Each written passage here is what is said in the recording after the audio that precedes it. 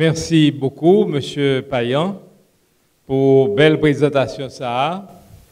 Et je crois que nous tous qui là, nous apprenons un pile bagaille, n'est-ce pas? Parce que affaire de fiscalité, moi je crois que son bagaille que peut-être haïtien pas tellement habitué avec lui, et son bagaille que peut-être nous négliger en pile. Donc moi je crois que Monsieur Payan a raison. Il parlait de complaisance fiscale en Haïti, bien que nous voyons un pile effort qui fait au cours des dernières années. Nous entendons un monde qui c'est un fiscaliste, économiste, qui est un monde qui fait droit à tout et qui travaille en pile avec le secteur privé au niveau de la fiscalité et qui compte fiscalité haïtienne très bien. Là, nous prenons entendre un monde qui travaille au niveau de l'État, qui travaille au niveau du ministère Économie et Finances. Il s'agit de M. Romel Troissou. M.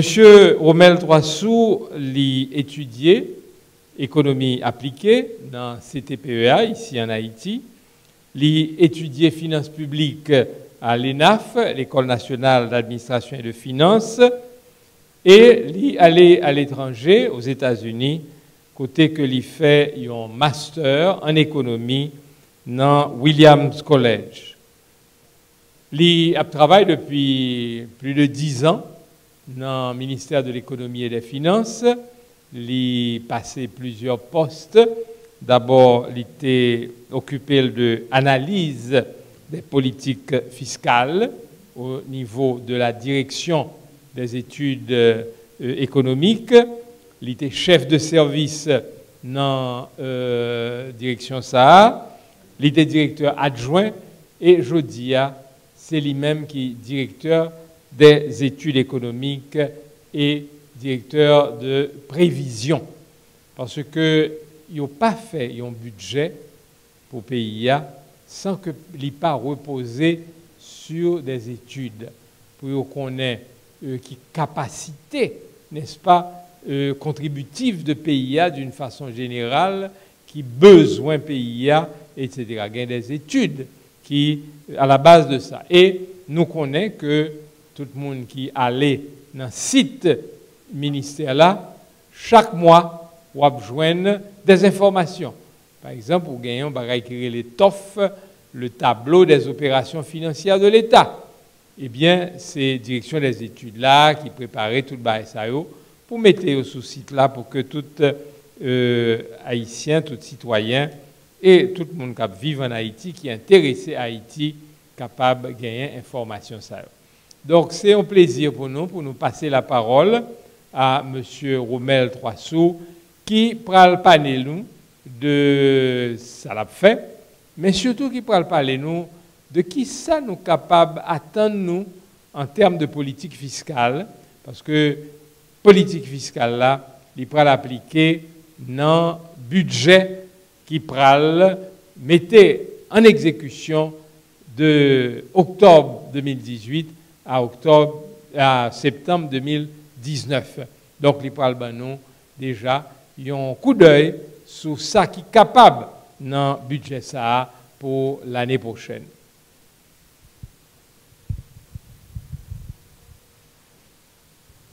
Merci beaucoup, professeur.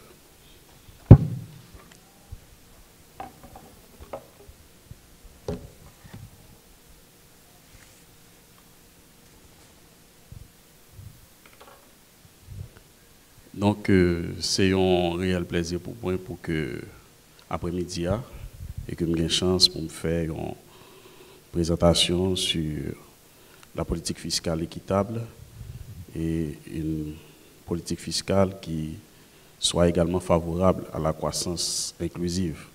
Donc, moi, remercier ISC et tous les autres organisateurs qui ont jugé bon pour penser avec le ministère des Finances pour participer dans une série de débats. Nous pensons qu'il est très important pour que les citoyens, pour qu'ils aient plus ou moins un but en question qui a un impact sur la vie. Donc, et certainement, la présentation est plus ou moins structurée, dans le même sens avec la présentation professeur Payan.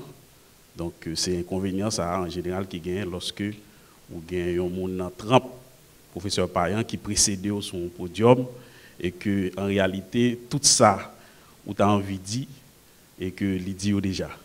Donc non même objectif pour éduquer citoyens et nous reditio des fois nécessaires et surtout si approche parfois est un peu différent.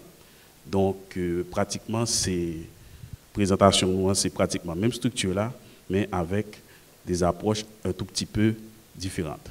Donc, nous allons présenter rapidement. Alors, plan présentation, nous, comment l'appuyer?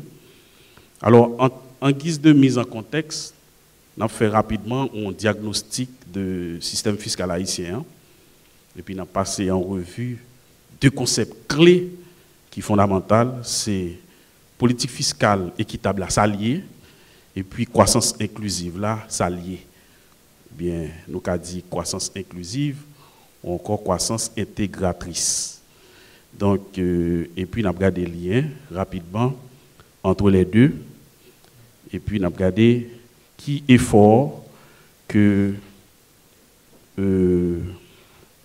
l'État fait pour nous capables de gagner un système fiscal plus équitable avant que nous terminions. Donc, rapidement, diagnostic.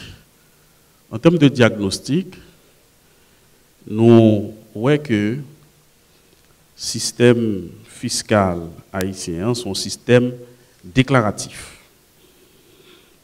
Et donc, c'est les citoyens qui viennent déclarer qui ça fait comme revenu pour une année. Son système tout qui complexe dans le sens que loi fiscale yo éparpillé dans des textes. À chaque fois que vous avez besoin de texte, c'est à le chercher, l'unir, etc. Donc nous et remercier le professeur Payan qui fait un effort énorme, qui rassemblait un ensemble de textes qui mettaient dans le même document. Cependant, en matière légale, il y a un document qui relaie Code général des impôts. Document ça est très nécessaire dans la mesure où loi non seulement regroupé, mais catégorisé d'une manière telle où fait différence entre loi, j'en ai pas appliqué, assiette, et puis les procédures qui, en général, n'ont l'autre document que les manuels. Parce que dans la loi, en pile fois, ou bien procédure pas claire, ou bien on mélange entre procédure et l'autre élément. Donc, pour simplifier le système, donc, il y a une nécessité pour gagner deux éléments. Code général des impôts, manuel de procédure. En l'autre élément, nous gagnons une faible pression du système fiscal que le professeur Payan a mentionné. Alors, là, nous dit le faible, c'est par rapport à l'autre pays, surtout qui est dans la même zone avec nous. Actuellement, nous sommes autour de 13,6%, contre en moyenne de plus de 20% pour pays qui sont dans la région que les latine, américaine et caribéenne. Donc, nous avons continué pour nous diagnostiquer le système fiscal là. Parce que sans diagnostic là, nous ne pouvons pas savoir comment nous sommes capables d'essayer d'aborder les questions pour nous essayer de résoudre le problème. Ce système fiscal qui est caractérisé par la prédominance des impôts indirects. Ça n'est les impôts indirects, c'est surtout impôts qui frappent la consommation. Par exemple, il y a un impôt qui rapporte plus recettes à l'État, c'est ça, les TCA, taxe sur chiffre d'affaires. C'est 10% de montant vente là par exemple.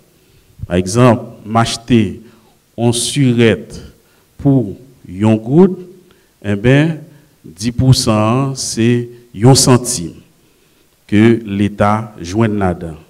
Mais le problème qui gagne, pour qui ça nous dit système fiscal caractérisé par impôt indirect son problème? Parce que problème équité fiscale nous t'ai posé tout à l'heure, li là-dedans. Parce que l'acheter en surette, quel que soit le prix surette là, ou du moins, on dit surette là est à yon good, quel que soit mon de pour acheter ou payer 1 centime, qui tout riche, qui tout pauvre. Donc, il n'est pas tenu compte de capacité contributive en soi. L'autre élément, c'est là, en pile petite taxe. Ça nous les petites taxes, c'est des taxes qui ont faible rendement. Par exemple, en 2015 et 2016, ensemble de petites taxes, ils ont représenté environ 5,4% des recettes totales.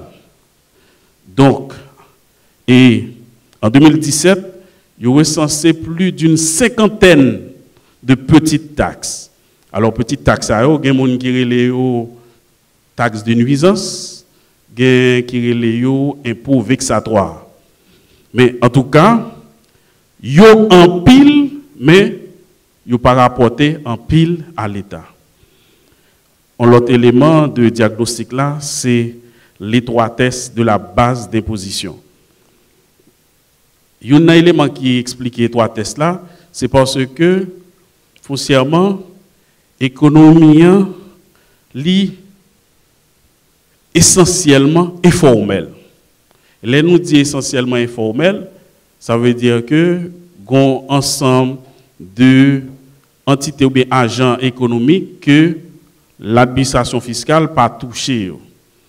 Par exemple, plus de 50% des emplois en Haïti sont dans le secteur informel.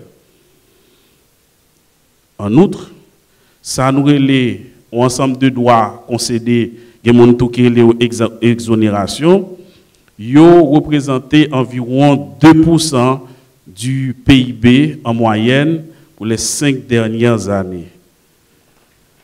Donc, tout élément ça yo rétrécit un peu la base d'imposition. Alors, pour mettre accent base d'imposition, c'est lui-même noté qu'a dit, c'est ça les assiettes fiscales. Ça veut dire c'est gros gâteau et que l'État a prélevé là-dedans. Donc on dit son assiette fiscale qui est très restreinte. Et nous dit très restreinte, c'est toujours par rapport à. Parce que nous avons et pression fiscale 13,6. En République dominicaine, c'est pratiquement même pression fiscale, autour de 13,8.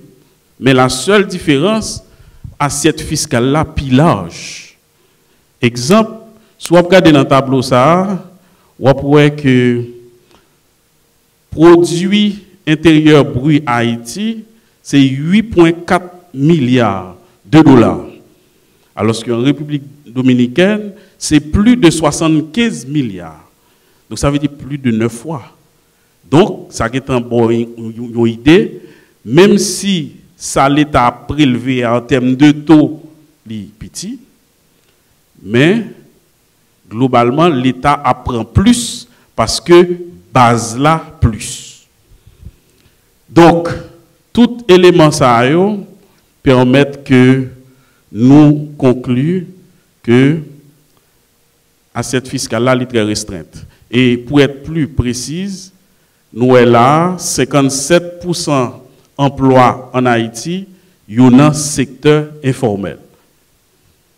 Et puis bas, il y a un élément qui est important aussi, qui rétrécit base là, c'est la contrebande.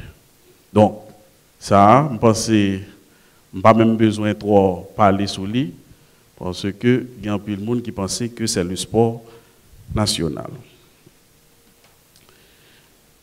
Maintenant, politique fiscale là, en réalité, non seulement intéressé à aspect recette, aspect prélèvement, mais aspect dépenses là, important parce que l'on mobiliser ressources et que pour le dépenser et que dépenses pas faites pour tenir compte de niveau de vie mounio, donc ça qu'arrive que ou prélever recette là sous moun qui gagne l'argent yo, ou prélever plus sous yo, et puis ou leur faire redistribution, c'est eux même encore qui bénéficient.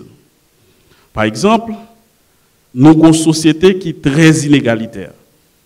Ça a bonne idée que, aujourd'hui, même si nous avons parlé de croissance, mais nous avons un pile effort pour nous faire toujours, pour nous parler de croissance inclusive.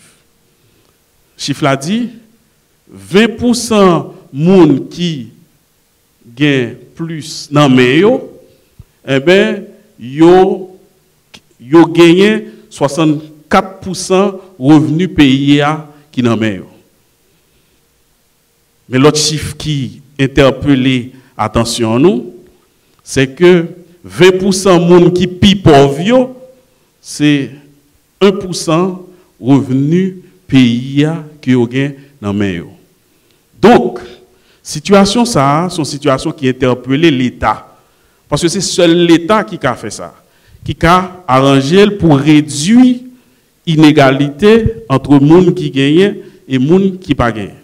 Parce que l'homme étant un être rationnel, tout autant il gagne plus, il gagne plus, donc il n'a pas arrangé pour ça. Mais l'État qui l'a pour protéger ça, intérêt général, donc c'est lui-même surtout par la voie redistributive, c'est-à-dire là pour redistribuer un pouvoir, pour l'envoyer dans des secteurs côté ces pauvres ou bien gens qui n'ont pas de moyens pour plus bénéficier. Donc ça c'est aspect qui traduit problème de croissance inclusive. Maintenant, ça c'était une mise en contexte de système fiscal haïtien, comment lié. Maintenant, on a rentré dans la politique fiscale là pour pouvoir parler, mais on a passé rapidement. En réalité, politique fiscale là, c'est un instrument politique, économique que l'État utilisait.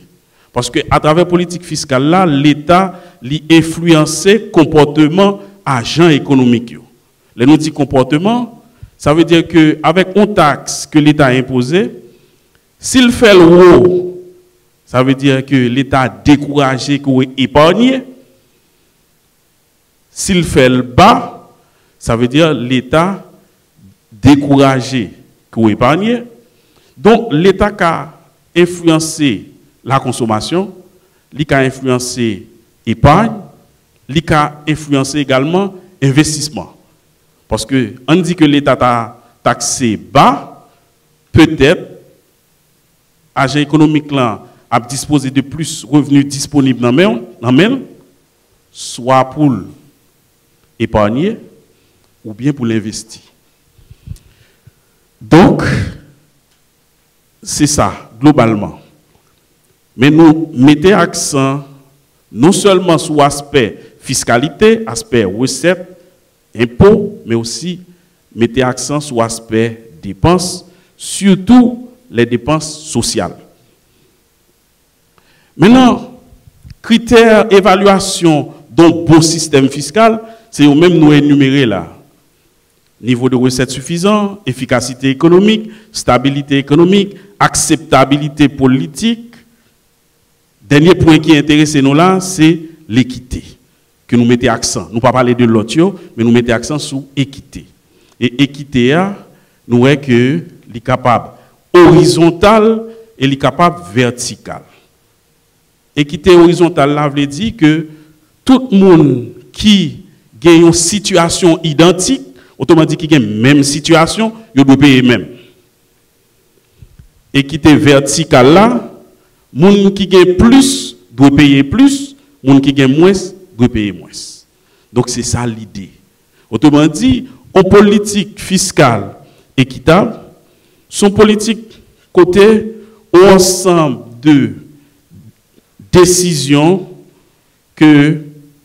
ou bien actions que le gouvernement prend ou bien pouvoir public prend pour agir sur base d'imposition, ça veut dire sur assiette fiscale, ou bien sur les taux, ok, on agit non seulement sur l'assiette, mais aussi sur des taux. Côté, il y a tenu compte de principe, ça relève la progressivité de l'impôt et de capacité contributive individuelle. Ça relève la progressivité de l'impôt, c'est même ça nous dit là, ça veut dire que taux moyen impôt au monde qui gagne plus scope, il est supposé plus élevé que taux moyen au monde qui gagne moins scope. Ça veut dire que l'impôt est progressif. Donc, nous toujours continuons à parler de la politique fiscale. Maintenant, l'autre aspect, c'est la croissance inclusive. Croissance inclusive, là, c'est une croissance qui est à la fois durable et profitable au plus grand nombre. En particulier, couche qui pi défavorisée, ça pi pauvre. Donc, en croissance, alors comme le mot l'indique, son croissance inclusive, ça veut dire tout le monde là-dedans. C'est ça. En croissance inclusive, son croissance, tout le monde là-dedans. Et de fait, si nous apprenons les 5 dernières, on dit les 8 dernières années, qui ça nous constate?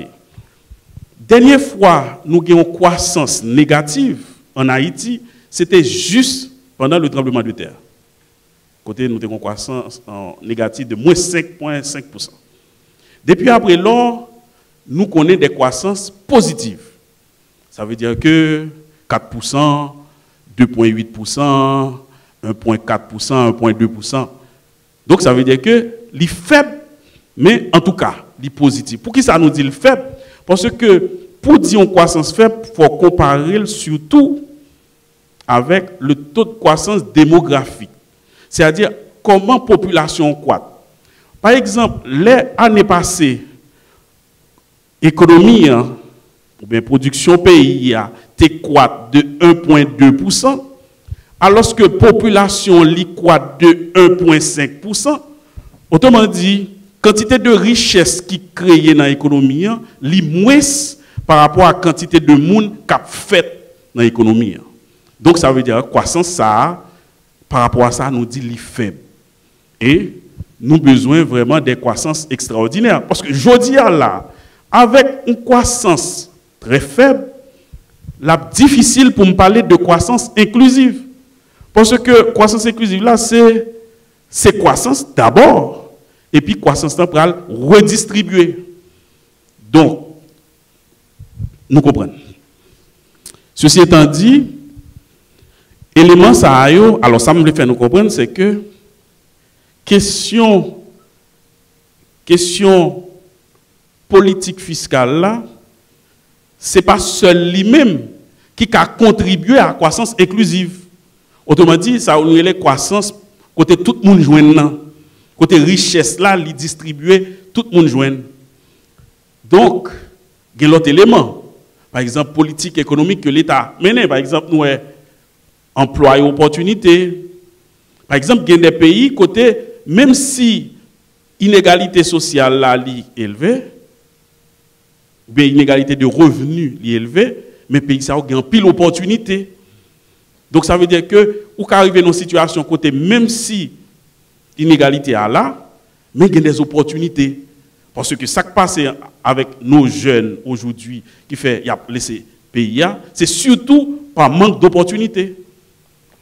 Donc, autre chose qui a influencé la croissance inclusive, salaire équitable et bonnes conditions de travail, en particulier salaire minimum, éducation, services financiers, développement des infrastructures et de santé, logement aussi, et puis développement des actifs et entrepreneuriat.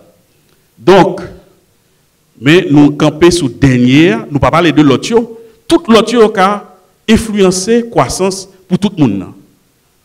Nous camper sous ça, qui c'est impôt et redistribution, qui fait référence avec politique fiscale que nous avons parlé là. D'où relation claire entre politique fiscale équitable et croissance inclusive. Maintenant, question politique fiscale et croissance inclusive, pour relation entre eux, pour nous capables de garder est-ce que c'est équitable, est-ce que ce n'est pas équitable, est-ce que croissance inclusive ou pas, en tout cas, il y a des éléments, des principes de base à considérer. Ça, c'est quelques principes de base. Par exemple, impôt forfaitaire. Impôt forfaitaire là, c'est comme si on dit que tout le monde doit payer 100 gouttes. Tout le monde doit payer 100 gouttes, ça, c'est un impôt forfaitaire. Un impôt forfaitaire, la tendance, en général, injuste. Injuste, autrement dit, il n'est pas équitable. Parce que moi-même, avant, nous n'avons pas la même capacité contributive. OK? Et en plus, il ne peut pas changer l'écart revenu. Parce que si je ai 1000 ou 500, si vous prenez 100 gouttes sur moi, vous prenez 100 gouttes sur moi qui est 500, ma vie est 900, l'autre la vie est 400, mais la différence n'est toujours même. Il n'a pas changé l'écart absolu, mais il accroît l'inégalité relative. Autrement dit, l'homme de 1000 gouttes, l'homme de 1000 ou de 500, 1000 divisé par 500, il y a 2. C'est pas ça? 1000 divisé par 500, il y a 2. L'heure où prend 100, si l'État prend 100 sur nous chaque, nous avons 1000, ma vie 900. 900 divisé par 400, là bas plus que 2. Autrement dit, si l'État prend 100 gouttes sur nous chaque, comme tu as dit ça, il augmente l'inégalité de revenus qui gagnent entre individus. D'accord? Donc c'est raison ça qui fait que l'impôt forfaitaire là, en général, sont impôts qui ne sont pas équitables parce que li encourager ou bien augmenter l'inégalité qui gagne dans l'économie. On l'autre impôt proportionnel. Impôt proportionnel, par exemple, 10%. 10% sous chaque monde. Alors, on dit que nous achetons un magasin et puis nous prenons 10% sur lui. 10% sur lui, oui. 10% de 1000, ça fait 100, c'est pas vrai? Mais 10% de 500, ça fait 50. Ça a plus ou moins, c'est pas vrai? Parce que, moun qui gagne 1000 là, on prend 100 sur lui. Moun qui gagne 500, on prend 50 sur lui. Ça veut dire que là, les plus ou moins. OK? Les plus ou moins.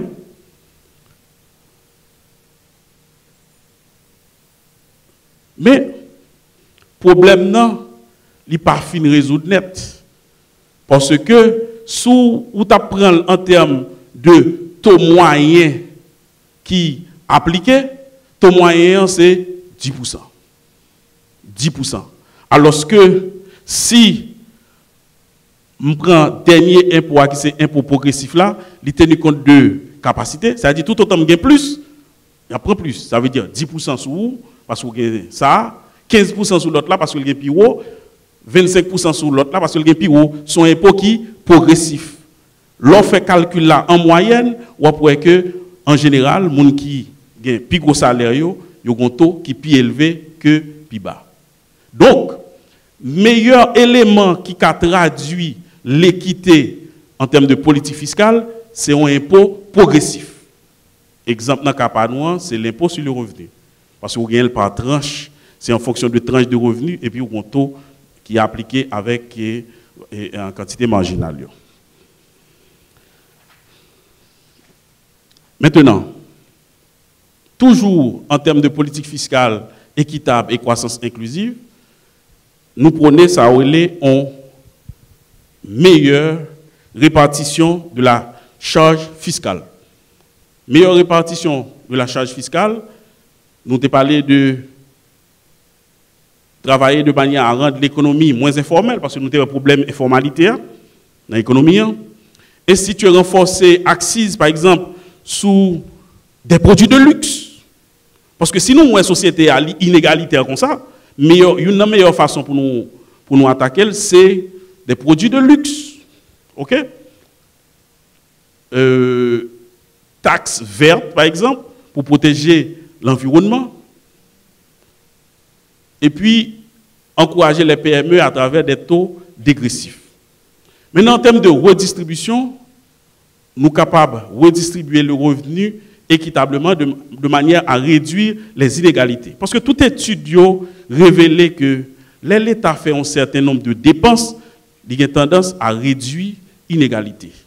Ou du moins à créer plus d'opportunités. OK? Surtout en éducation. Contribution à l'assurance, par exemple, pour les plus vulnérables. Maintenant, ça, c'est les efforts en cours pour un système fiscal plus équitable. Effort ça, c'est civisme, promotion du civisme fiscal, et que ce que nous encourageons que la société civile là a fait, élargissement de la base d'imposition, rationalisation des exonérations, modernisation des administrations fiscales, amélioration progressivité de l'impôt, promotion des PME à travers les systèmes incitatifs. Ça, c'est des efforts que l'administration, l'État a fait, okay, depuis quelque temps. Certainement, il n'est pas allé au rythme souhaité, mais en tout cas, c'est des efforts qui sont en cours.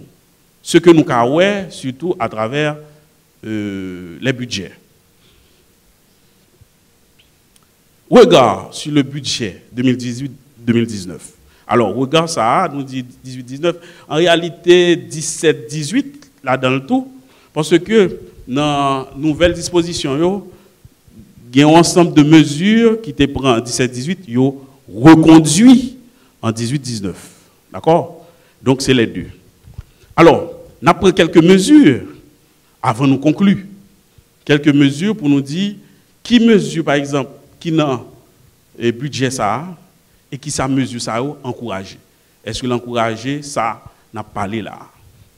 Par exemple, dans la deuxième ligne là, alors dans la première ligne en l'air, nous avons objectif, mesures fiscales, quel type de mesures? Est-ce que c'est des mesures à caractère économique ou bien strictement à caractère fiscal ou bien des mesures à caractère social et puis des mesures fiscales à caractère social et puis dans la première colonne, nos objectifs, est-ce que c'est équité, est-ce que c'est élargissement de l'assiette? Parce que tout ça, nous dirait que c'est nécessaire si nous voulons arriver avec une politique fiscale équitable.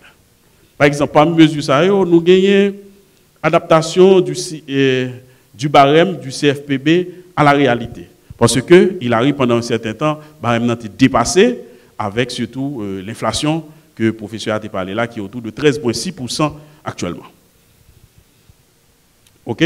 Donc, mesure ça, il encourager l'équité fiscale, non seulement barème, mais plus approprié à la réalité.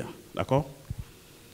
Élargissement de la première base d'imposition du barème d'impôt sur le revenu.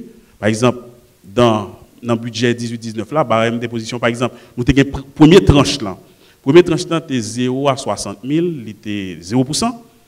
D'accord? Mais dans la proposition, dans le projet 18-19 là, il élargit de 0 à 120 000. D'accord? Donc, son façon, parce que l'idée, c'est que 60 000 gouttes en 2005, Jean-Professeur a dit là, 60 000 gouttes en 2005 et 60 000 gouttes en 2018, c'est énorme. Parce que soit considérer l'inflation qu'on est pendant toute période, ça, donc ça veut dire pouvoir d'achat, moun sa ou diminuer considérablement.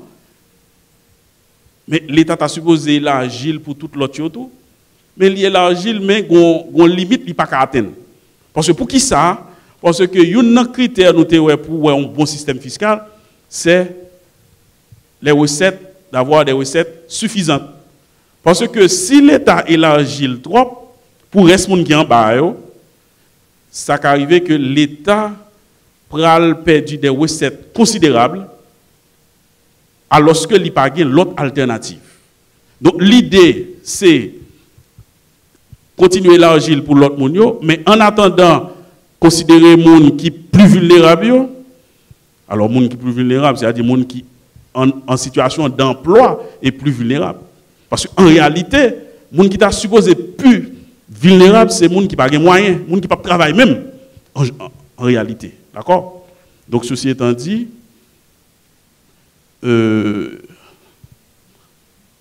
ok?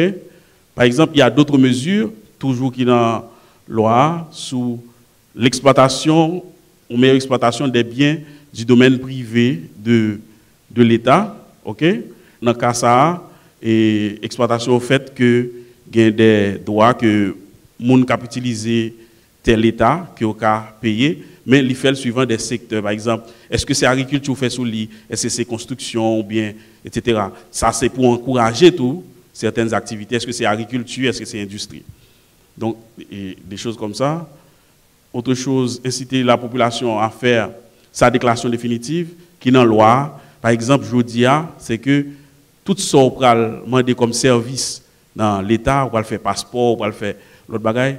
Premier bagaille, on doit gagner, c'est déclaration définitive. Ça vise à élargir l'assiette là parce que nous avons une économie qui est très informelle, donc on n'a pas de monde qui pas déclaré. Donc l'idée, c'est qu'il y ait le plus de monde possible dans le système. Mais l'idée aussi, c'est que dans le système, là, utile. Lorsque il n'y a pas appliqué des politiques sociales, la plus utile ou tout, parce que, et si vous n'avez pas de revenu, en principe, si vous n'avez pas de revenu, vous n'avez pas payer, c'est ça? Mais comment il a fait qu'on ait qui a des revenus, qui n'a pas de revenu? Parce que lorsqu'on parle de politique sociale, il y a un élément fondamental qui est le ciblage. Et c'est un problème que nous avons en Haïti actuellement, qui fait que le programme social que nous mettons en place, il y a toujours un petit problème. Parce que nous ne savons pas qui est-ce qui gagne, qui est-ce qui pas gagné, qui est-ce qui travaille, qui est-ce qui pas travailler. Parce que le système de base de données, il doit être clair. Nous on registre des potentiels bénéficiaires des programmes sociaux. Qui dit que, l'aime cliquer, ou met le 3 sous, moi, monsieur, la travaille dans le ministère des Finances, il y a une consultation par-ci et par-là, il y a un temps enfant, il habite tel côté, etc. Ça a bon mon idée de état de vulnérabilité. Mais si je ne pas ça, c'est difficile pour nous cibler les pauvres. Et en pile fois, c'est même les gens qui ont bénéficié, encore. Donc, je prends quelques comme ça, je prends l'autre au hasard, parce que je prends tout pour me gérer l'air. Par exemple, il y a la protection des industries locales, des industries locales de tabac. Par exemple, une accise qui est imposée de 12% sur cigarettes qui sont fabriquées en Haïti, alors qu'elle est beaucoup plus élevée pour cigarettes qui sont importées. Donc, on est d'accord que ce sont mesures qui visaient à protéger l'industrie locale. Okay? Mais il faut dire que ce qui s'est passé, l'idée c'est quoi? C'est que un paquet de produits que nous avons importés, l'État a supposé encourager que les produits ici pour nous suspendre d'importer. Parce qu'on comprend clair que nous avons un problème de balance des paiements énorme et c'est ça qui fait que nous avons une situation de taux de change qui n'est pas stable même, donc nous n'avons pas produit assez. Donc nous avons intérêt, l'État a intérêt pour encourager que nous produisons plus dans le pays pour nous pas obligés à chercher de là pour nous capables d'importer produits. Mais l'idée c'est que c'est à taxer produits de consommation courante. Consommation courante, c'est à taxer le haut. Alors tarif douanier, c'est à mettre le haut. Parce que l'aile haut comme ça, l'aile rentre en Haïti, prix a tellement haut, ou a intérêt à acheter et dans les entreprises locales hôpitaux, d'accord? Mais le problème qui est en pile fois, c'est pour un bail qui a fait d'un seul coup, parce que il y a capacité des entreprises locales pour répondre rapidement. Donc ça, c'est son problème sérieux. Modification à la hausse des tarifs douaniers sur les produits finis, qui est inscrit dans la loi. Et il y a un certain délai pour que mise en application en fait, parce que, en pile fois, l'entreprise a besoin d'un deadline devant eux pour adapter.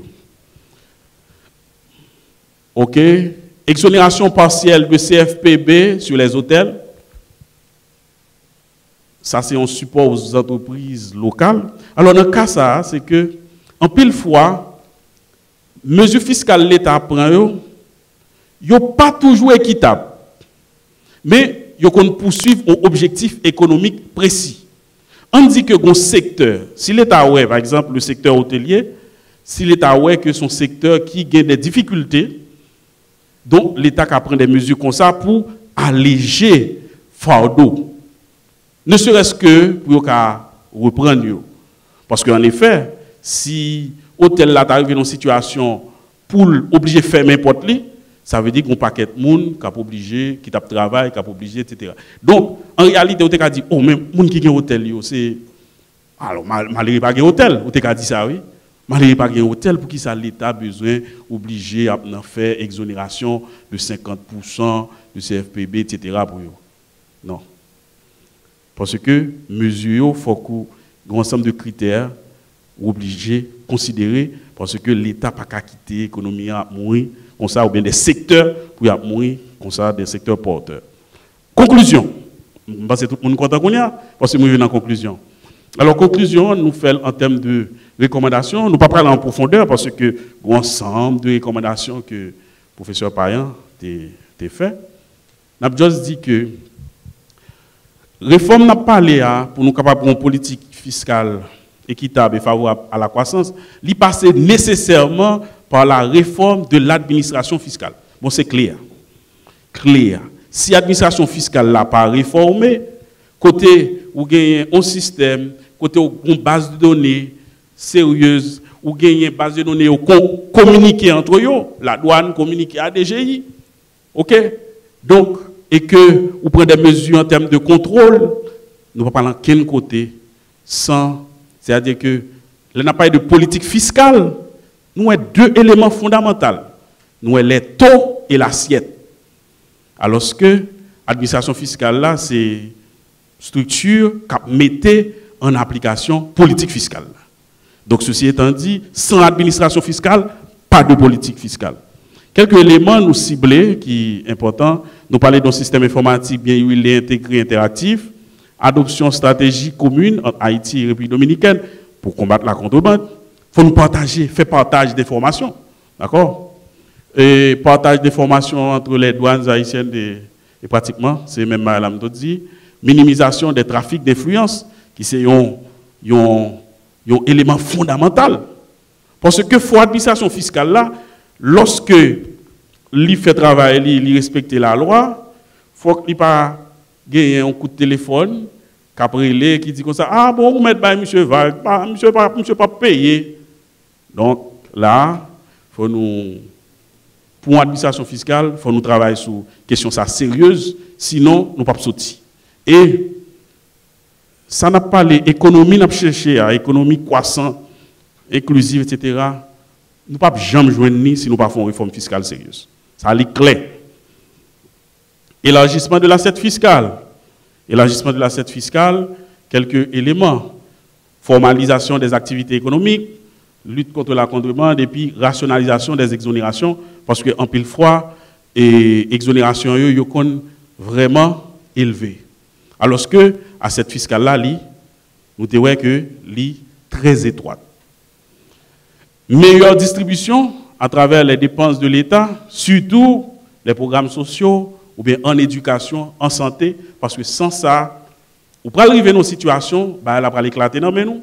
Parce que fossé inégalité après tellement haut, côté pauvre là, depuis où on riche, la envie crasée, la envie brisée. Alors que riche là, l'on pauvre, on riche, il est supposé confortable. OK? Mais lorsque fossé a augmenté, l'État travaille, c'est gourmet pour capable réduire fossé surtout à travers la redistribution. Merci.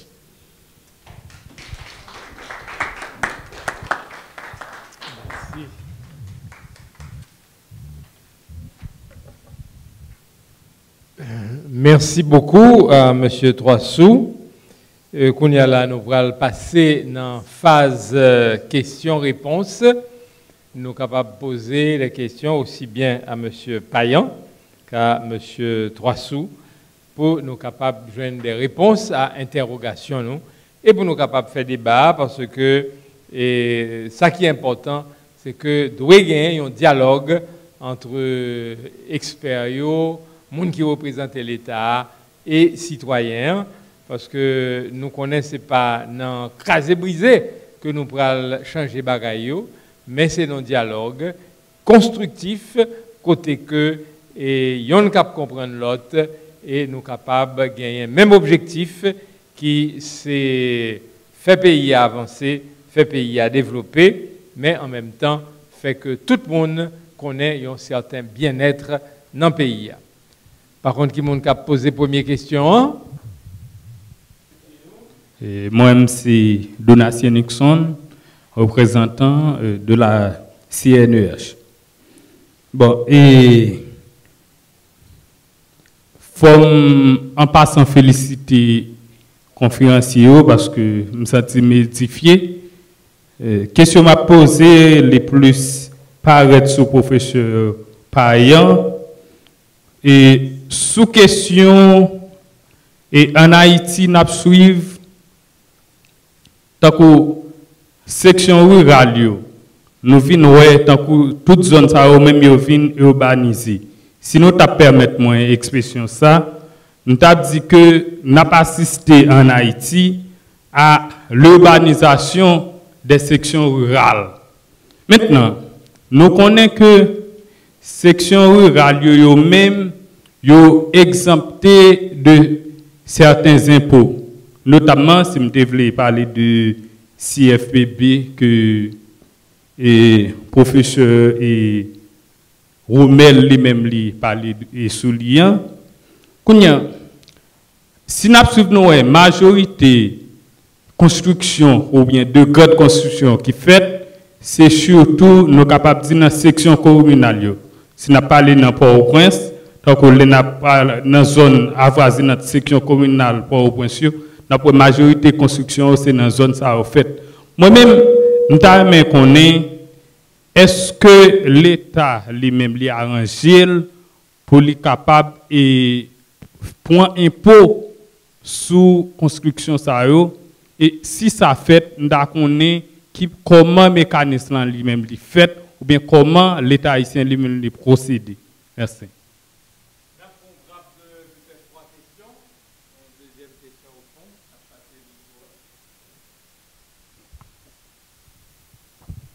Merci. Non pas c'est l'Espérance Odile. Moi c'est médecin et secrétaire général du réseau haïtien de journalistes en santé. Et question par maintenant c'est puisque dans la présentation nous dit que politique fiscale que nous gagnons en Haïti sont politiques et déclaratives. Donc c'est-à-dire c'est individu à lui-même qui déclare qui quantité cob l'a fait et à partir de là, DGI lui-même l'y taxe.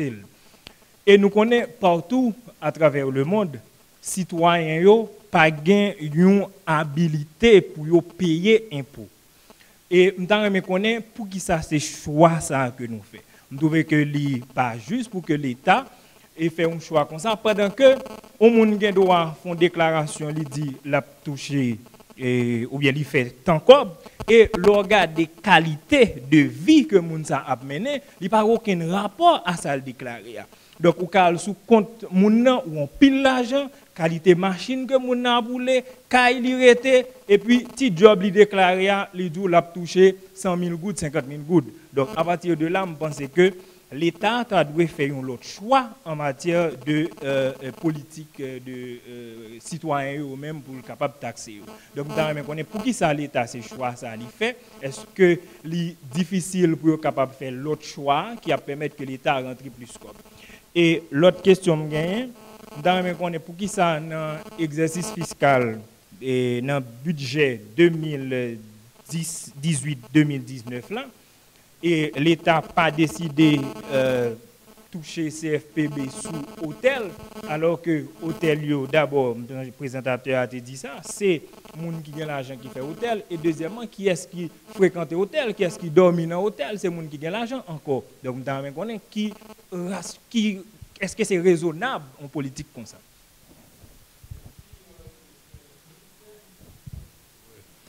Donc moi c'est Rico Chéristin. Je travaille pour OCID comme coordonnateur projet. Alors, il y en a, ça me dit, c'est peut-être une recommandation. Alors, c'est vrai que nous avons demandé pour que il y ait éducation pour les citoyens, pour que ils payent taxes, payent impôts. Mais, il y a une situation, je pense qu'il faut que l'État tout travaille sur lui. Parfois, moi, ça qu'on nuit. Ou arriver dans le bureau pour payer une taxe, pour payer un bagage. Donc, premièrement, il faut passer une journée, qu'on passe une semaine, ou marcher pour payer. Donc, ça vraiment décourageant. Donc, pas de structure qui mettait dans le bureau pour recevoir les citoyens. Parce que si mon vient a une occupation, il a un travail, il passe dans le bureau pour payer un bagage. Il n'est pas obligé de perdre une journée pour bagage ça. Donc, moi, je pense que c'est vraiment fondamental, côté que nous avons encouragé les citoyens, mais il faut que l'État crée des conditions pour permettre que les citoyens payent les bagages là. Parce qu'on regarde, tant que question, c'était là plusieurs mois, je me demandais est-ce que l'État n'a pas fait déficit dans ça? Parce que je pense que c'est son COP qui rentre que l'État a supposé gérer les bagages. Bon, aucune disposition pas prendre pour gérer la question ça. Donc parfois demander, c'est vrai que de l'autre côté il y a plein que les citoyens pas payer taxes, mais on va demander qui disposition au même tout mettre en place pour encourager les citoyens au pays. Et l'autre bagage c'est question route bon par contre non taxe ou bien qui comment te payer lui. Mais est-ce que alors m'a réfléchi parfois on regarder une route qui fin faite donc et en Haïti faire route son bagage qui est difficile en pile. Parfois, on a une route là, fin faite, ils ont quitté le crasé. Donc, pas rien qui prend comme mesure pour réparer ça cap crasé. Et pour que ça ait tout, pas mettre une taxe, par exemple, une taxe spéciale. Bon, bien que je suis content de dire qu'il y a une taxe spéciale, mais pas well. Mais par exemple, dans chaque route grande, surtout route nationale, il y a des points fixes, côté que si on passe pendant une journée, par exemple, on a passé, donc il on fiche que les payer, etc. Donc, font ça, réservé spécialement pour réparer la route là qui a crasé. Donc, on va obliger, parce que on va regarder quelques routes là qui faites, et puis il est crasé, et puis c'est terre où il a mis morceau, il a piécé là avec terre. C'est un bagage antiquité. Bon, franchement, ça a un problème. D'accord, merci un peu. Réponse. Par contre, qu'est-ce qu'a frappé d'abord? C'est ça.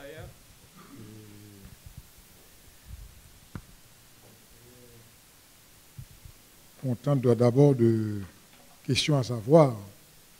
Exonération CFPB dans la section rurale. On a dit pas ça. Pas ça. Minimum CFPB, c'est 1000 gouttes liées. Quel que soit côté sous territoire. La dû basé sur valeur qu'elle a gagné, valeur côté pratiquement, un barème progressif. Mais minimum, c'est 1000 gouttes liées. Pas d'exonération. Au contraire, c'est mairie pour réveiller, pour rendre l'impôt ça encore plus rentable. Donc, nous suivons l'information. Eh bien, c'est moyen pour mairie gagner. Le recensement peut commencer à faire.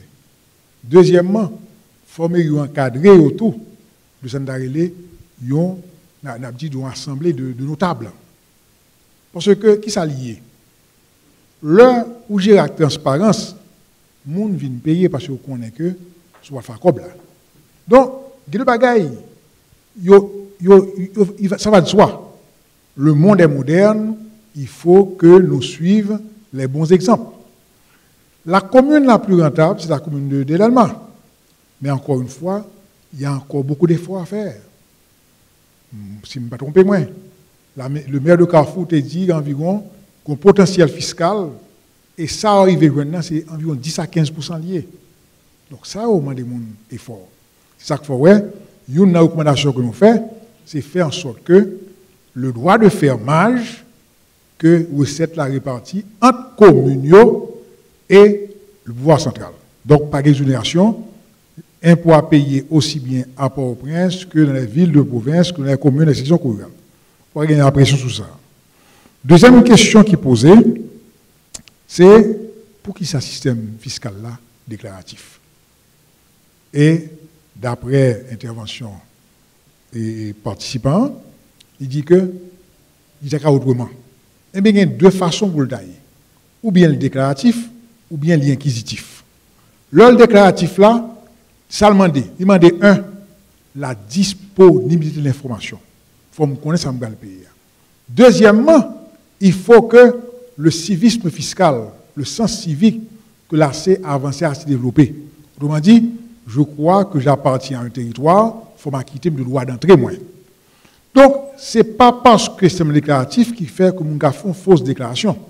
Parce que le système inquisitif qui s'est taillé, il dit que l'administration rentre la caillou, les ouais qui vont vivre, les ouais sont réalisés.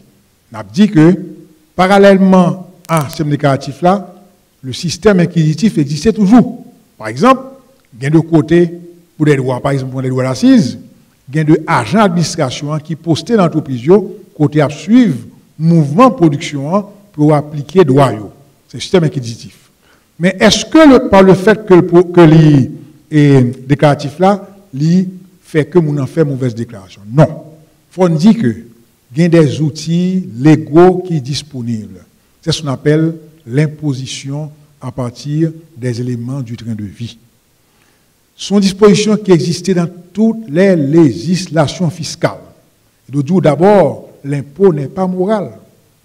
Quelle que soit provenance là, si capacité contributive que vous déclarez, que vous montrez, il y a un désaccord par rapport à la passe financière ou l'État a une possibilité pour entrer dans l'élément de train de vie ou pour faire payer.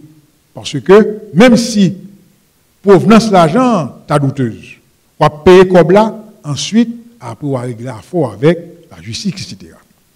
Donc, pas un problème à ce niveau-là. Une question posée, vous dites, vous ne pouvez pas comprendre pour qui ça, vous avez hôtel, exonération CFPB. C'est exactement ça que vous avez dit tout à l'heure là. L'État a fait des choix.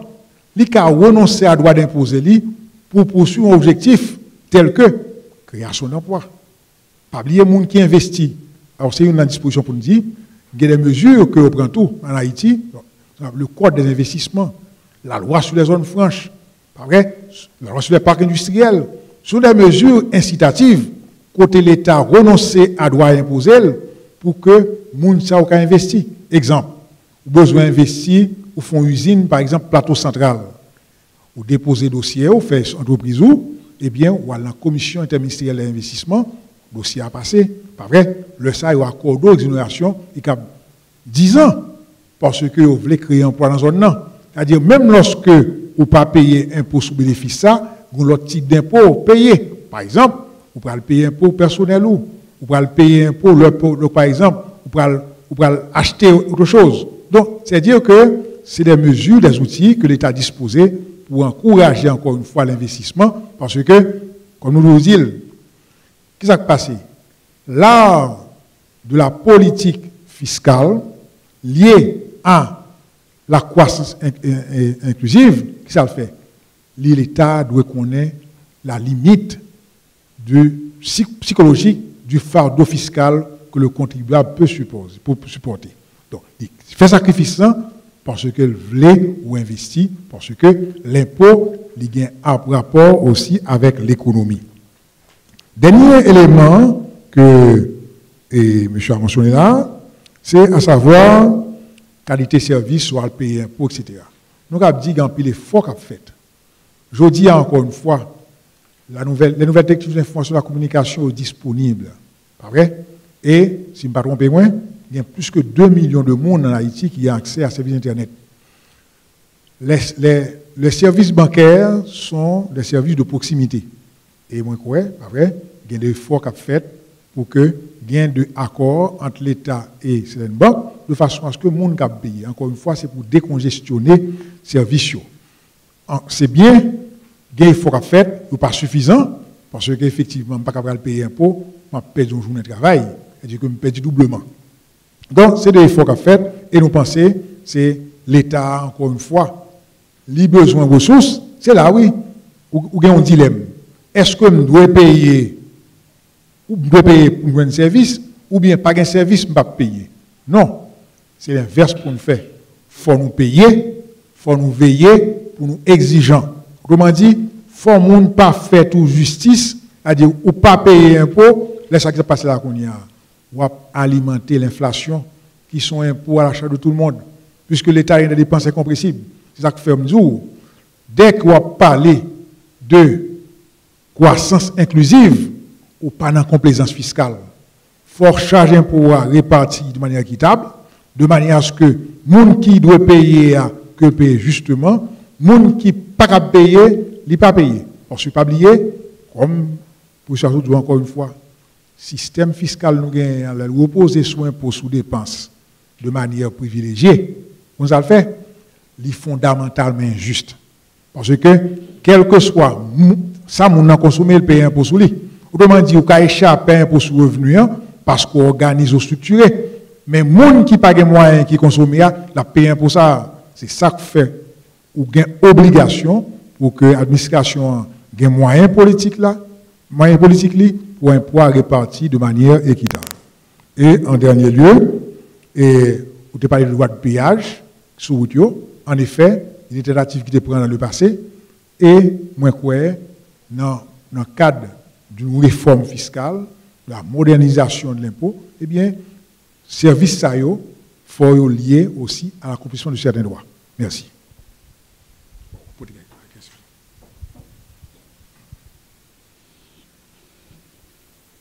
Alors, je dis rapidement que par rapport avec l'intervention docteur, et même Jean et professeur Parent mentionnel, c'est que question et CFPBA, on ne peut pas payer plus bas que 1000 gouttes, c'est clair. On ne peut pas payer plus bas que 1000 gouttes. C'est ça la loi dit. Ah, ok. Pour question CFPBA, nous dit on ne peut pas payer plus bas que 1000 gouttes. D'accord? Ça fait une. Deuxièmement, c'est que exonération que l'hôtel a gagné, c'est pour une exonération totale, c'est une exonération partielle. Ça veut dire que c'est, par exemple, 50%. C'est 50% que lié, pas total. OK?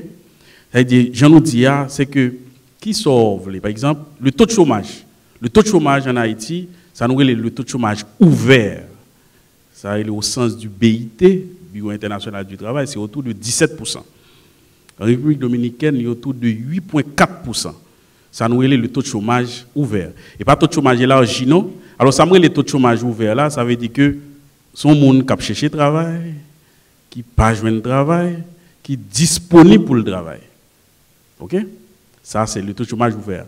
Alors qu'en Haïti, le taux de chômage qui est censé plus adapté à la réalité noire, c'est le taux de chômage élargi. Parce qu'en pile fois, nous dit, on monde qui a cherché travail, qui n'a pas joué de travail, et qui est disposé pour le travail. Mais en pile fois, on a des chômeurs découragés. L'on cherche travail, ou pas jamais jouer de travail, mais on suspend de chercher. Au sens du Bureau international du travail, vous n'êtes plus un chômeur. Parce que vous avez une condition pas remplie. Mais au sens élargi, vous sont chômeurs. Parce que vous n'avez pas de travail et vous disposez pour le travail, même si vous découragez chercher travail. Donc, ceci étant dit, le taux de chômage ouvert, c'est 17% environ pour Haïti, 8,4% en République dominicaine. Donc, ça veut dire que le taux de chômage est très élevé. Autour de 40%. OK? Donc, nos situations pareilles, c'est-à-dire que vous avez dit 40 là, il est même qui plus approprié pour Haïti par rapport à la situation. Donc, dans une situation comme ça, l'État a intérêt pour protéger si emploi gagne, il faut l'État protéger. Parce que nous avons un paquet de travail pour nous faire, il faut nous travailler sur la stabilité macroéconomique, il faut nous travailler sur la stabilité politique qui influence l'activité économique et tout.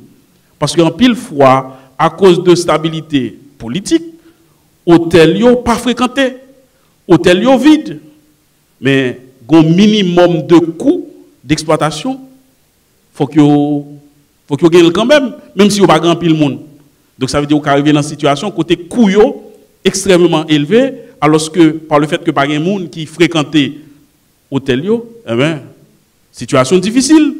Donc monde qui n'a travaillé dans hôtel ça faut mettre à pied, d'accord? Donc dans ce sens ça, l'État a intérêt s'il ouais la question de chômage son priorité pour lui, il a décidé de faire ça.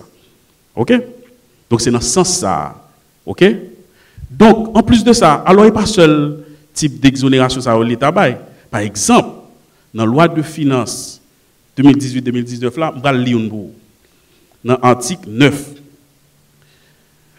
Un abattement de 60% sera appliqué sur le montant principal de la CFPB de la résidence principale des pensionnaires. Les gens qui ont une pension, les gens qui ont la retraite. Parce que vous êtes d'accord avec les gens qui ont la retraite, en général, sont les gens qui ont un pile-l'âge, c'est pas ça? Qui ont un pile-l'âge, bon ensemble de bail, ils n'ont pas faire encore, donc ils n'ont pas travailler encore. Et en plus de ça, comme si pour le CFPB, pour la payer, comprenez? Donc, l'État dit, ah, les gens c'est mon par contre combien âge est-ce que c'est troisième âge ou bien etc.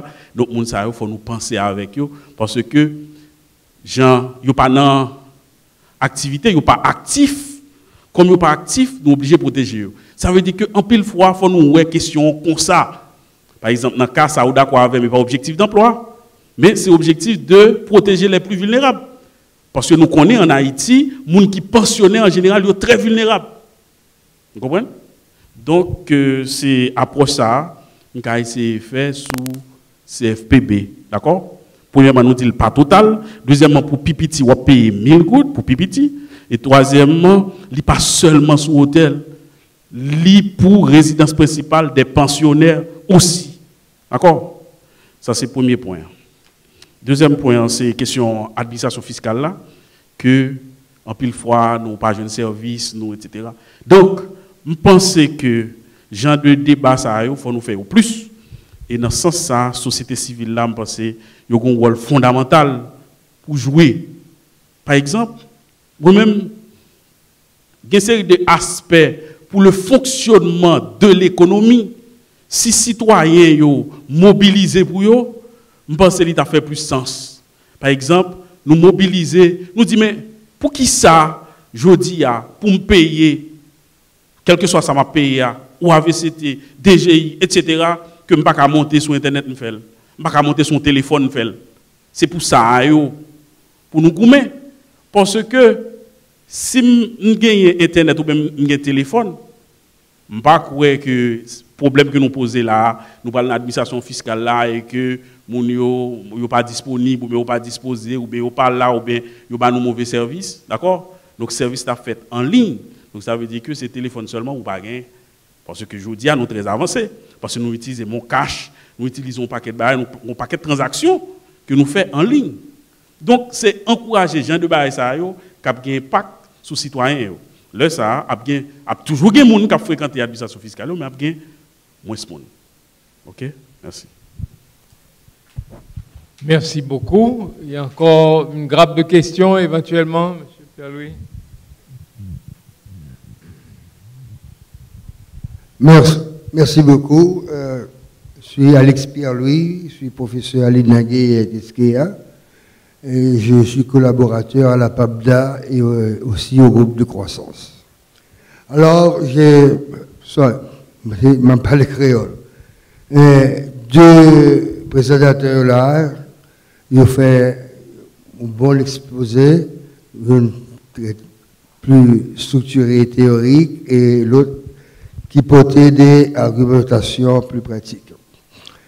Et ça me dit, c'est que, comme dans beaucoup en pile présentation qui est habituée faite, nous poser problème là, nous qui s'allier, nous poser un diagnostic, c'est-à-dire qui maladie gagne, nous parfois dégager remèdes qui pourraient appliquer, et puis nous mais pour ça pas de docteur, parce que c'est ça le problème pays. Nous pas de docteur pour guérir maladie pays, alors que nous identifions le problème là, nous faisons diagnostic là. Pour nous, on dit sur la fiscalité, heureusement, nous orateurs du ministère des Affaires économiques qui, heureusement, dans le problème fiscalité, a posé le problème de l'inégalité des taxes indirectes. Et si nous voulons comprendre une explication supplémentaire à son côté, ben ça est intimement lié à l'événement 6-7 juillet.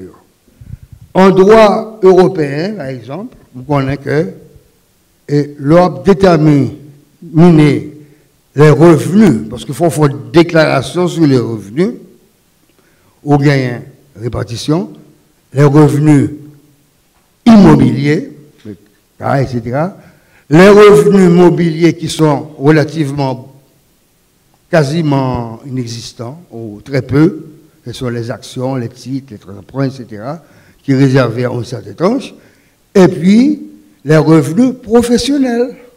Okay?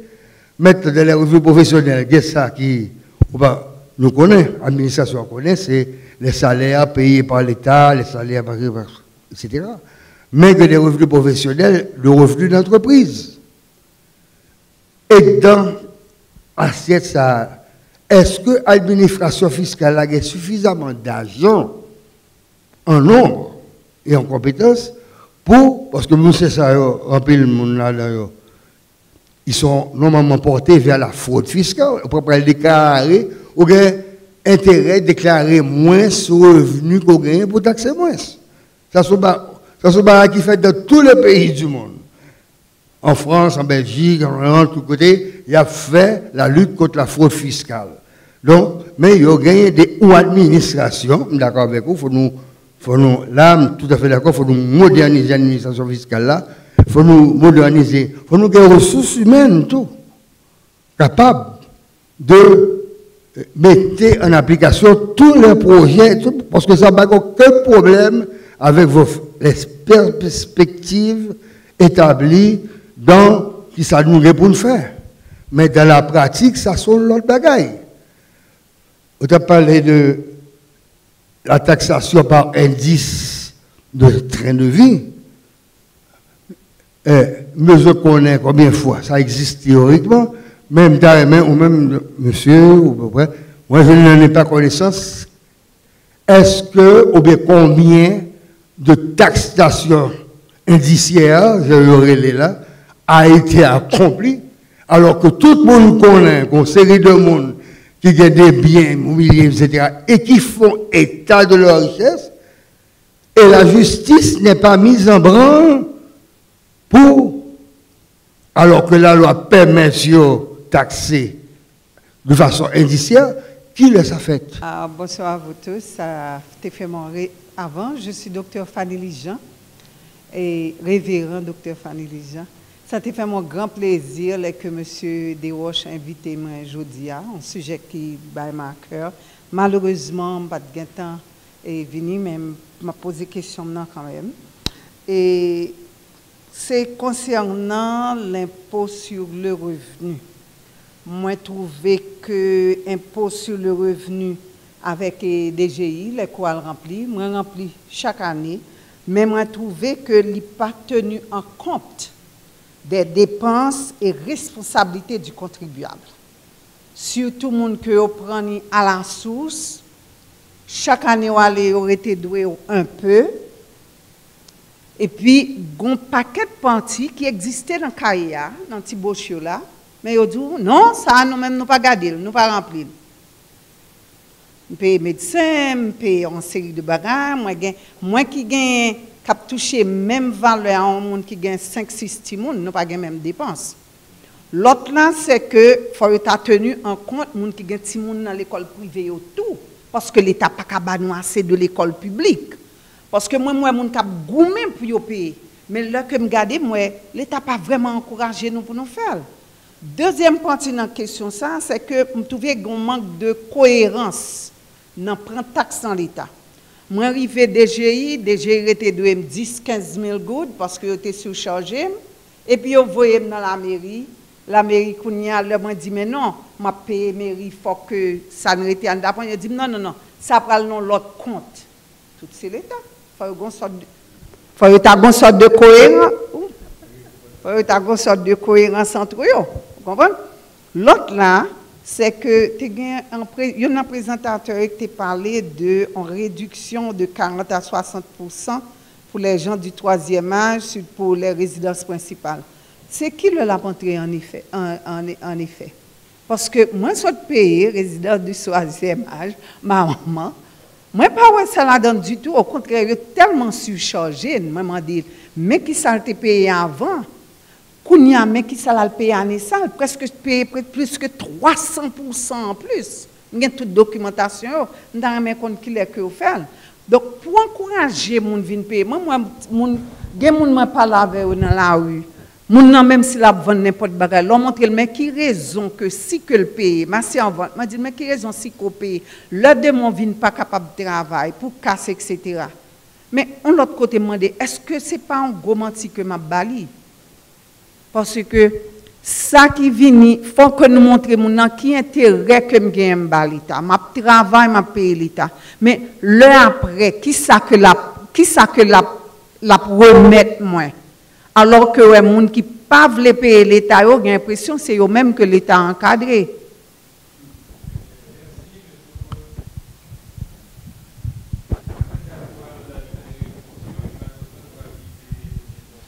Ok. Question exonération. Exonération, nous connaissons qu'il est légal. Et qui est lié avec des secteurs d'économie, mais il semblait qu'il y a une exonération qui baille et qui n'est pas prévisible, qui est liée avec une position ou bien qui est liée avec une attitude discrétionnaire de monde qui est en fonction. Et donc, nous avons besoin de plus de lumière sur lui. Question CFPB est patente. Est-ce que l'IA capable nous connaître, l'IA fait sur une base déclarative, mais est-ce que l'IA capable d'échelonner? Est-ce que le pata doit moderniser? Et voilà, ces deux questions que je gagne.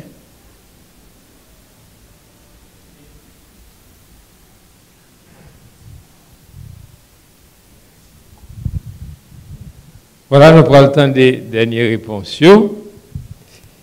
Payan.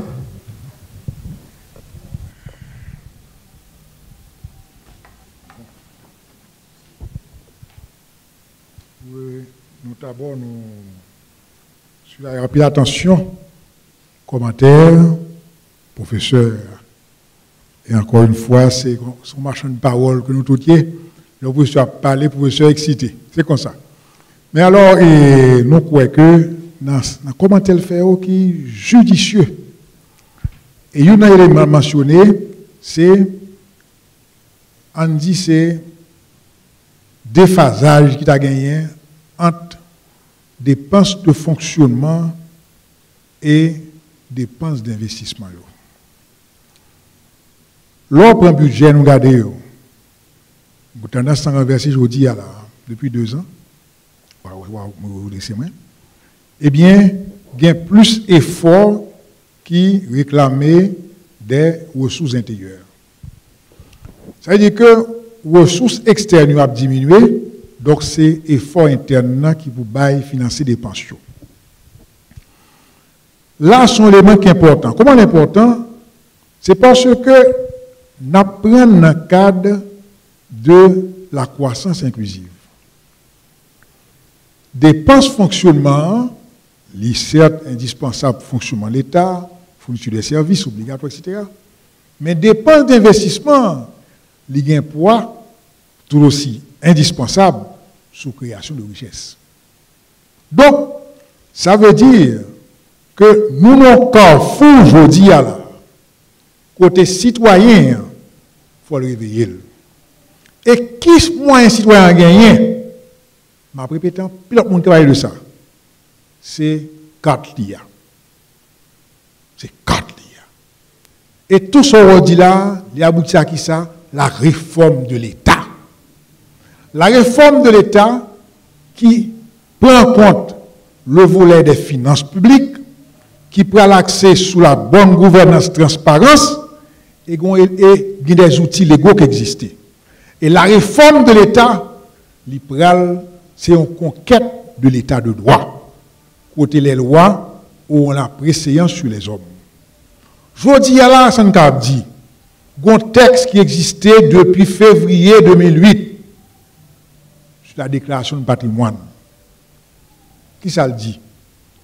Tous les fonctionnaires sont concernés, président de la République, ministre, et conseiller de ministre, conseiller de président, incluant les agents des douanes, les directeurs généraux, agents de police, etc. Eh bien, texte ça, sont textes qui en principe reproduit une disposition qui remontait à 1826, l'hypothèque légale sur les biens des comptables publics. Ça veut dire, nous n'avons pas un problème noir, problème d'application que nous gagnons. Mais, les gens qui sont dans l'État, à côté de sorti, la société a sorti. Si le ciel est sorti, la société a produit. Ça veut dire, je vous dis là, il faut poser une question, qui sont capables de faire pour les gens qui ont changé de comportement. Les gens qui dehors, qui parlent à l'État, les gens qui nomment, les gens qui choisissent, que nous parlons mandat, il faut un droit pour nous veiller sur le monde. Et qui ça fait équilibre là? C'est, encore une fois, la force des institutions. Et ça, une question là.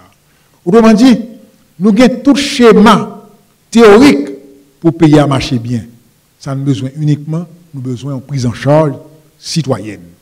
Et ça fait l'initiative, ça le reprend. Eh bien, tout à fait c'est simple pour tes contributions. Parce que ça peut arriver. Pas de sauvetage personnel.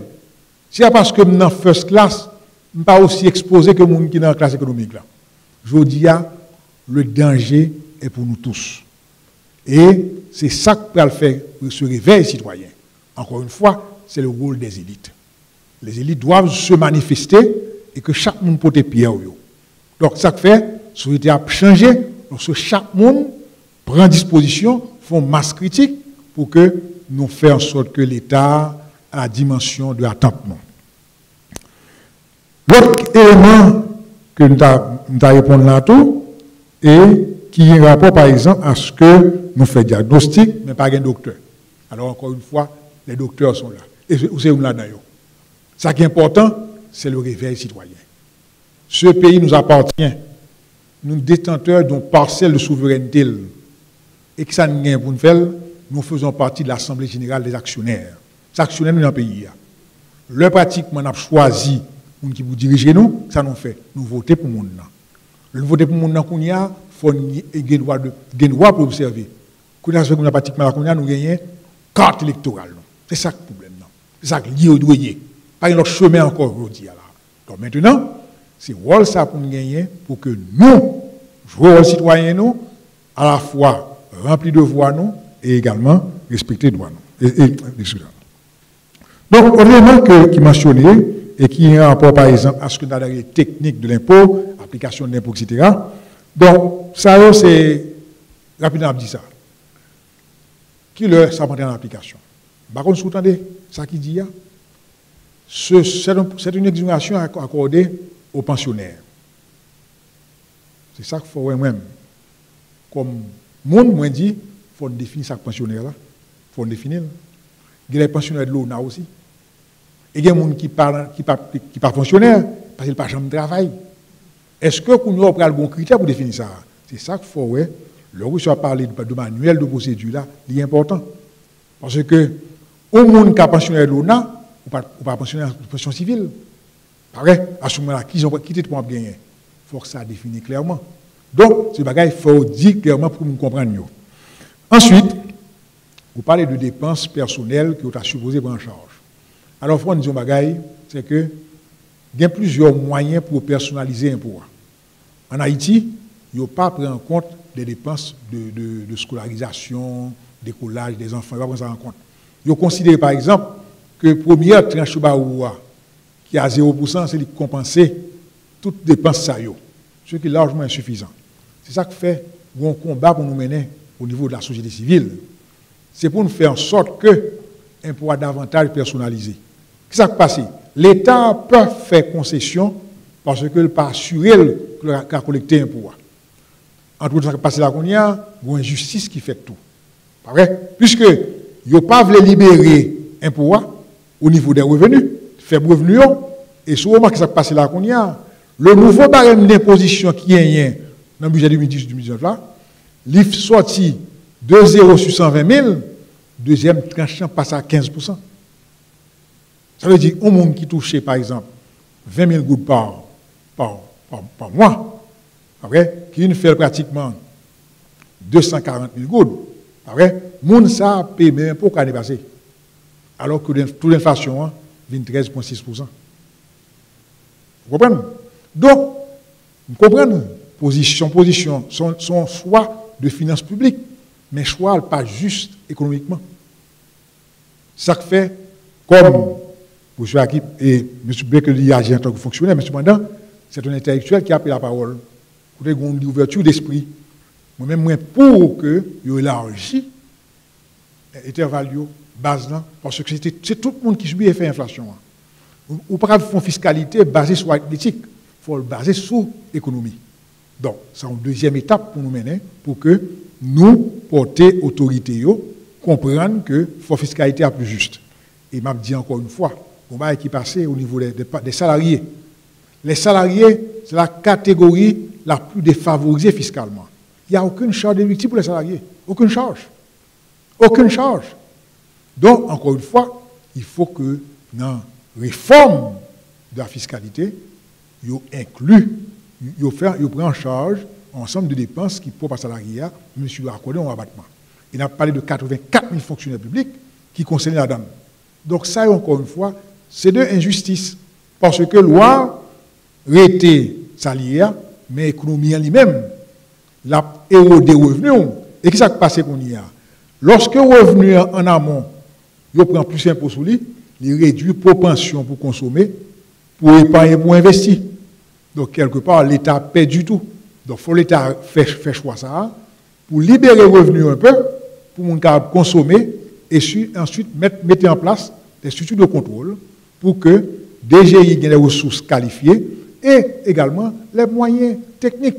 Je dis à gagner de professionnels qui, aux Nations Unies, un groupe qui est les inspecteurs des impôts sans frontières. Pour montrer qu'ils gens sont préoccupations que des gens qui disposent disponibles pour une coopération sud-sud, c'est-à-dire pour aider les pays à rendre la fiscalité plus performante. Le débat qui gagne, rapidement pour me passer la parole pour les questions, c'est à savoir, est-ce qu'on est capable d'échelonner le paiement CFPB? On dit CFPB a existé depuis 1979. Il prévoit forte fond de déclaration sous 31 juillet. On n'a pas besoin de même dans DGI, non? Ou font une déclaration pour dire, mais ça caille en vous. Moi, le mais ça le vous. Ou pas besoin de même déplacer pour ça. Texte a écrit 79. Il n'a uniquement pas appliqué. On n'a pas besoin de la mairie pour discuter. Texte là, encore une fois, c'est nous-mêmes, dans la société civile, qui pour réveiller nous, porter ou respecter le royaume. L'autre point, on mentionne, et puis échelonner un pouvoir. En effet, c'est possible, parce que CFPBA, payable jusqu'au 31 mars sans pénalité. Ça veut dire, si je fais déclaration, si je paye en octobre, si je n'ai pas de moyen de payer tout mon temps, je vais demander échelonner pour moi, pour me payer par des versements, pourvu que je ne pas dépasser 31 mars. Ça peut se faire. Ça, on est discuté avec les responsables et DGI qui a proposé le pour.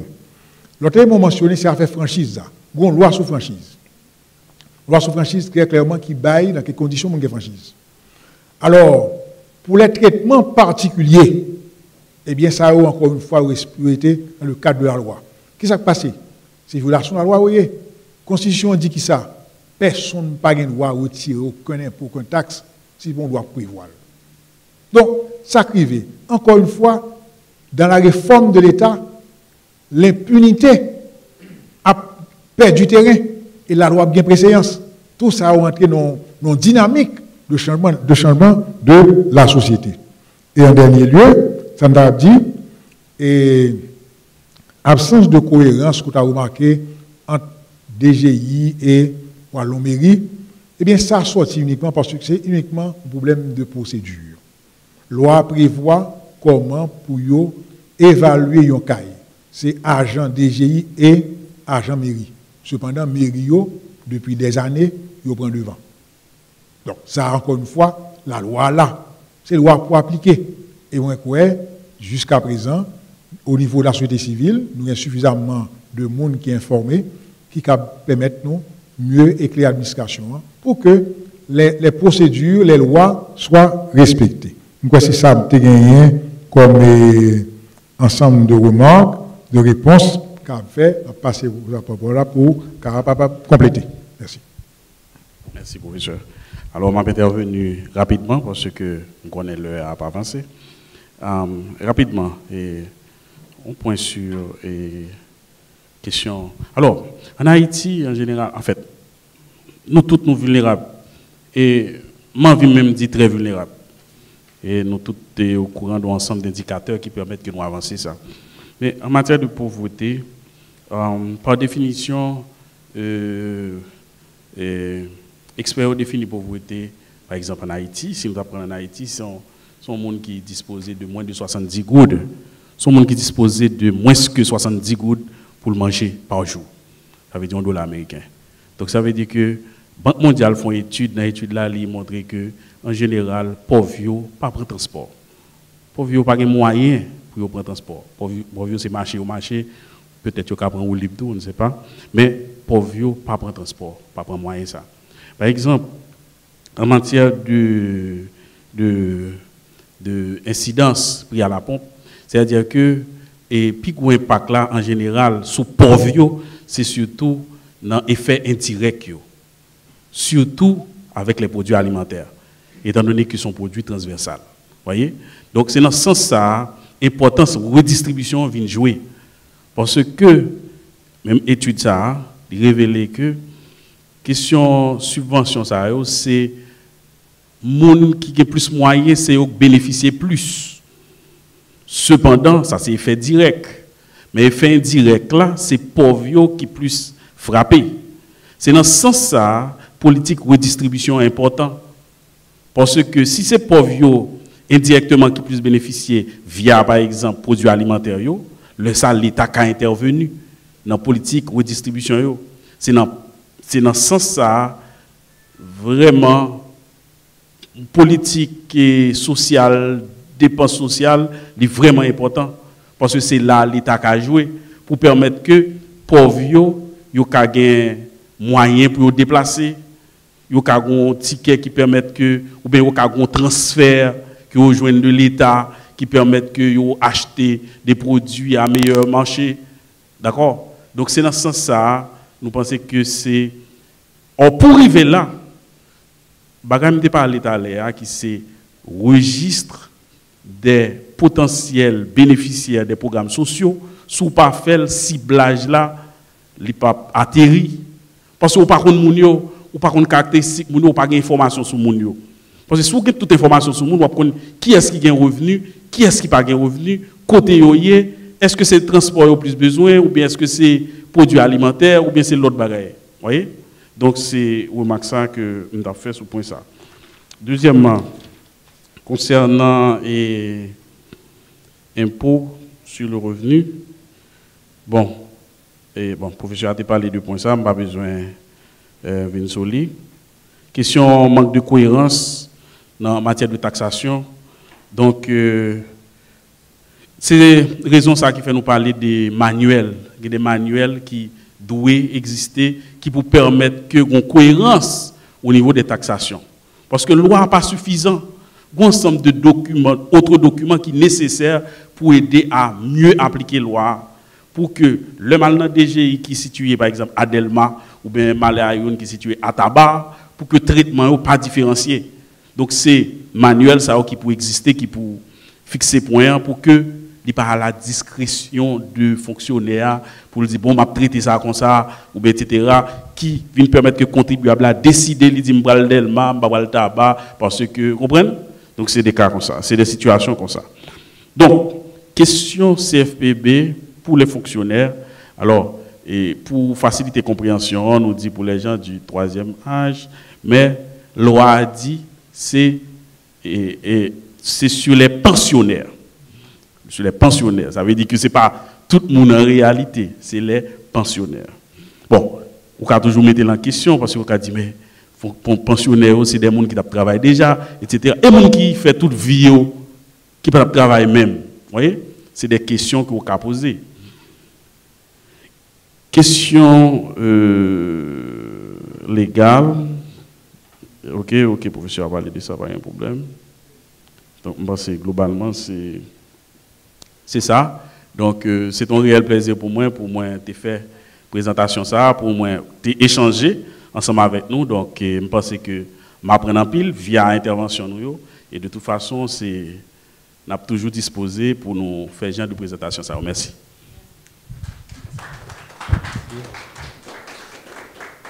Merci bien. Nous remercions infiniment M. Payan et M. Troissou de ce que vous te prend au sérieux. Invitation que nous te faisons pour venir faire présentation ça. Nous tous nous capables de constater que vous aurait été dans le sujet.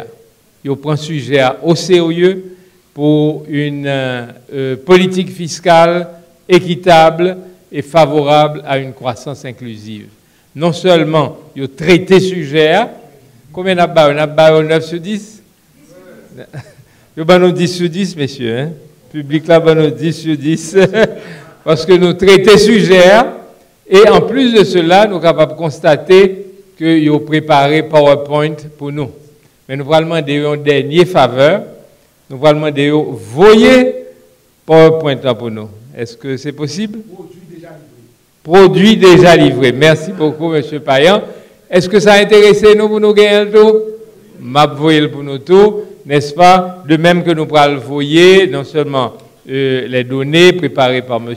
Poltre, mais nous pourrons voyer tout et un petit rapport sur ça que dit là, parce que peut-être ce n'est pas tout bail à tout moment nous capter. Donc vraiment, nous remercions M. Payan avec M. Troissou sincèrement pour disponibilité, pour le travail que vous faites et pour une façon très pédagogique que vous délivrez le message là. Maintenant, je voudrais remercier nous tous parce que nous ne connaissons pas qui ça nous fait pour moi-même là, je dis.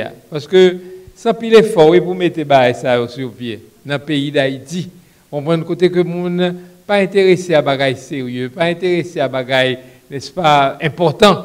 On prend si c'était et Tropicanam de relais ici, là, t'as chargé, n'est-ce pas? Mais si ça fait fiscalité, bah, sérieux, on prend, c'est pas toujours que nous répondons. Nous répondons.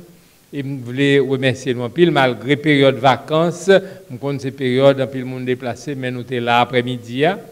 Mais non seulement nous sommes là, moi-même, je ne sais pas, mais nous faisons un bel dialogue. Je ne sais pas si c'est opinion pas nous. Un bel dialogue qui fait des questions pertinentes, qui posent des remarques, des suggestions, des questions. Et je me souviens d'un témoignage là qui fait me plaisir en pile. Monsieur Troissou, directeur des études économiques et prévisions, il dit que il apprend un pile bagaille, il tendait un pile bagaille, un pile préoccupation de vous autres comme contribuables, mais espérer que il pral tenu compte de tout ça dans l'étude Lio, n'est-ce pas, pour capable adapter politique fiscale là à besoin, n'est-ce pas, du contribuable haïtien, des citoyens. Nous t'aimerais remercier M. Poultre pour donner ça que le préparer pour nous, n'est-ce pas, faire des recherches. Et nous avons tous sponsors, nous, Berman Motor, Banque de la République d'Haïti, Banque de l'Union haïtienne, Capital Bank, Fondation Nouvelle Haïti et Télévision Nationale. On nous bat un petit bravo pour eux. Qui vraiment fidèlement venu pour enregistrer ça. Et ils ont passé émission ça, sûrement nous voyons déjà plusieurs fois, des fois, et non seulement ils ont passé dans la télévision nationale, mais ils ont mis à disposition de toute station qui t'a voulu passer. Ils ont passé sous Vision 2000, ils ont passé sous Signal, ils ont passé sous Téléguinée, n'est-ce pas? Donc ça veut dire que son bagage que nous t'arrêtons que ils ont diffusé largement, pas seulement à Port-au-Prince, mais dans les autres villes de province aussi, parce que l'éducation économique, l'éducation financière, l'éducation fiscale de la population haïtienne doit être faite. Parce que, encore une fois, ce n'est pas dans casé brisé, ce n'est pas que nous ne comprenons le casé brisé, c'est le résultat, comme nous dit tout à l'heure, de écart qui gagne en termes d'inégalité dans la population qui expliquait la situation. Mais pour nous résoudre le problème, là, c'est par la compréhension, c'est par le dialogue. Moi-même, personnellement, qui est intéressé en pile dans la question, bien que je ne suis pas économiste, m'apprendre en pile après-midi, je suis sûr que nous-mêmes apprenons en pile après-midi, et c'est un type de dialogue pour nous résoudre le problème. Encore une fois, merci à vous tous. Aidez-nous qu'un momentum ça ici pour que nous puissions dialoguer entre nous et faire avancer le pays. Merci beaucoup.